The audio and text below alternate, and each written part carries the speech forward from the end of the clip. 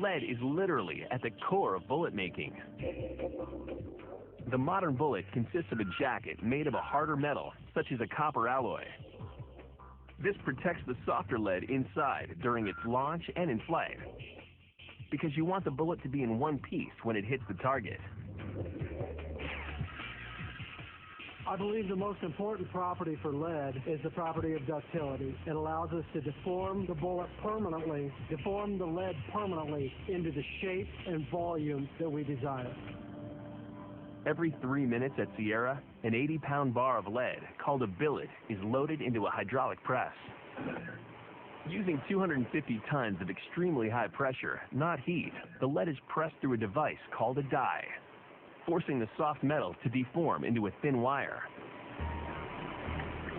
The lead wire is taken up on reels and ultimately cut up to become the core of the bullet. If we're going to make a very large caliber bullet, such as a .45 caliber bullet, we will use a very thick lead wire. If we're going to make a very small bullet, such as a .20 caliber bullet, we'll use a very thin lead wire.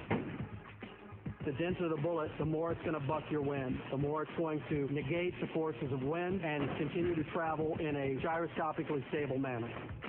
For these projectiles, copper alloy is used for the bullet's jacket because copper is easy to form, but it is hard enough to preserve the lead core when the bullet is fired. After the copper jackets are drawn, they're lubricated with soap and trimmed. Then they are ready to be assembled with the lead core.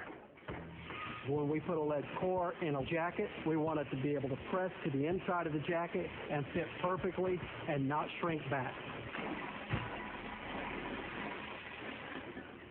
If the lead were to shrink in the copper jacket, it would leave an air pocket, and any variance in weight can unbalance a bullet, making it inaccurate.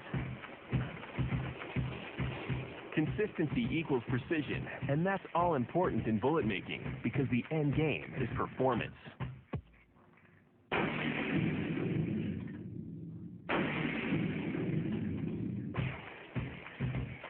The most important thing we do here at Sierra Bullets is accuracy. And that accuracy begins and ends with lead.